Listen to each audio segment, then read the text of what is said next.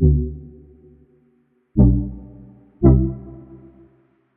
guys, Hop here for TFBTV. I'm out at the range with the brand new Winchester Wildcat. This is a semi-automatic 22. It is lighter than a Marlin 795. It is cheaper than a 1022, and it takes 1022 magazines. Let's take a look at it. The Winchester Wildcat was actually announced a while ago, but after about a year of radio silence from Winchester, I'd assumed it was just never coming out. So when they showed up available for purchase at the old sporting goods store, I ran down and bought one right away. On paper, the Wildcat is a slightly improved Ruger 1022, but for a bit less money. MSRP on the Wildcat is cheaper than the cheapest 1022 configuration, but it weighs less and has a few features you would have to spend extra for to get on the 1022. It's kind of the horseshoe opposite version of the Thompson Center 22, which is basically a fancy 1022 platform that you're sort of expected to put a lot of money into with upgrades. The Wildcat is nicer than a bone stock 1022 in a number of ways, but you probably won't be able to upgrade it after the fact. I'll also compare the Wildcat to the Marlin 795, which was the first 22 rifle I ever bought, and it's still my recommendation for a budget plinking rifle. The Wildcat is made in Turkey and imported, like a lot of current Winchester Olin products. Import restrictions probably explain the lack of a threaded barrel option on the Wildcat, and if their current shotguns are anything to go by, the Wildcat will never get as much aftermarket support as the 1022. Even the Marlin 795 has been around for decades and barely has any manufacturer support, so don't hold your breath for fancy Wildcat upgrades from third-party companies.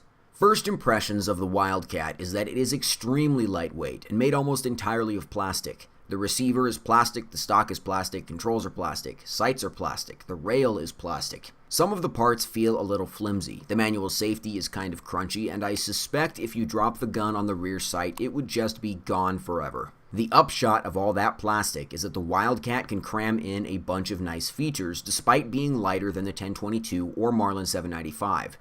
The Winchester Wildcat weighs in at 3 pounds 15 ounces compared to 4 pounds 4 ounces for a Marlin 795 or the synthetic stock base model 1022 carbine. All three of these guns have the same 18-inch barrel length and 10-round factory magazines. Strangely enough, the Ruger 1022 Compact, available with a 16-inch barrel, also comes in at 4 pounds 4 ounces. Not really sure how they did that.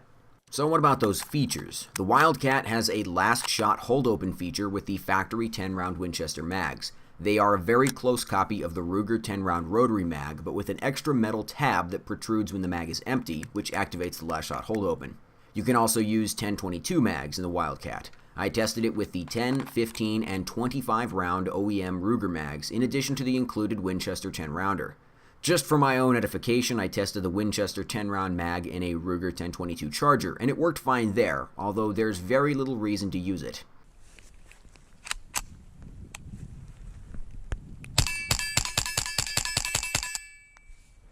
The Wildcat has a manual bolt hold open button on the front of the trigger guard and a bolt drop button on the left side of the receiver.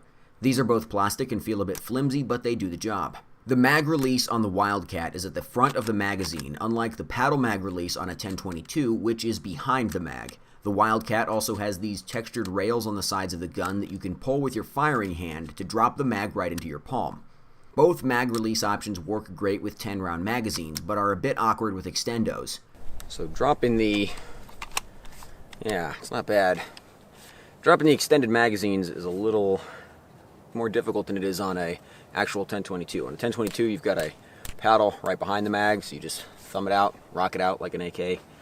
With this, you've got the paddle in front of the mag, so you can, that's actually probably the best way to do it.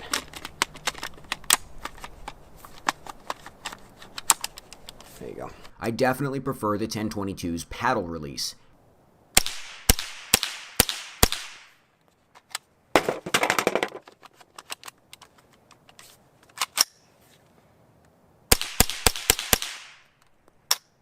The Wildcat is still significantly easier to use than the awful mag release on the Marlin 795. Probably the only feature on that rifle I don't care for.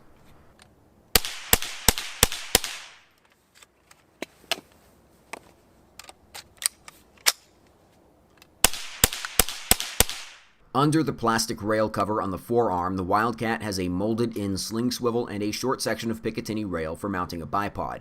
This is a nice feature, better than mounting a bipod to a sling stud. The stock has the other sling swivel molded in at the rear. The shape of the stock made me think there would be some way to store spare magazines in there, but nope, it's just skeletonized for weight reduction. If you really wanted to store a mag in there, you could probably do it with some sticky Velcro or 3M command strips. The Wildcat's real party piece is the button in the rear of the receiver to quickly remove the bolt and fire control group from the barrel and stock. This gives you easy access to the back of the barrel for pushing a cleaning rod through from the rear, and it makes it easy to pull and clean the bolt. A pair of hex keys to adjust the sights are stored inside the removable section. That's handy. The Wildcat's sighting arrangement is a rear peep sight with a front blade. It's a much clearer sight picture than the stock sights on a Marlin 795 or a Ruger 1022. I shot groups side by side with the Wildcat and my old Marlin 795, and I found that I got very similar groups with both of them, but I could do it a lot faster with the Wildcat. My eyes are straight up garbage though, so I benefit from the rear peep sight quite a bit.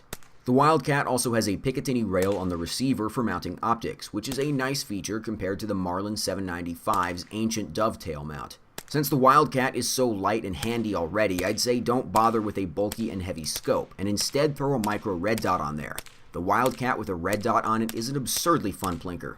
As of this writing, I have well over 500 rounds through the Wildcat, an assortment of different loads using the factory mag, as well as 3 different sizes of 1022 mags. I had a few jams when using the Ruger BX25s and the CCI standard polymer-coated bullets, where the round nosed up into the top of the chamber too hard and got squished. I had no failures with the Winchester mag, and the Wildcat chewed through a ton of Remington Golden Bullet, Winchester White Box Bulk, and CCI standards without issue or complaint.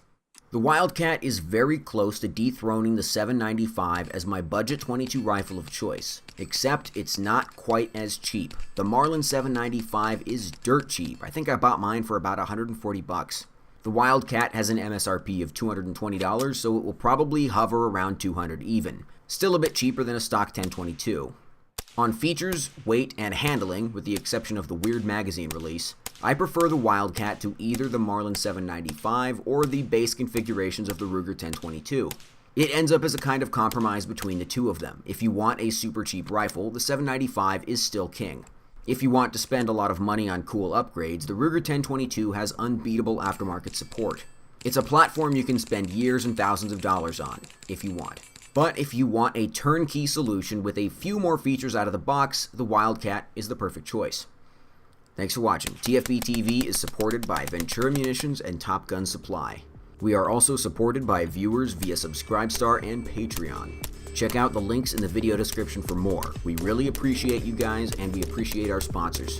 This channel wouldn't be possible otherwise. Stay safe out there. See you next time. Flawless function. No last shot hold open on the Ruger mags. It's getting crazy dark. I think I'm about to get dumped on.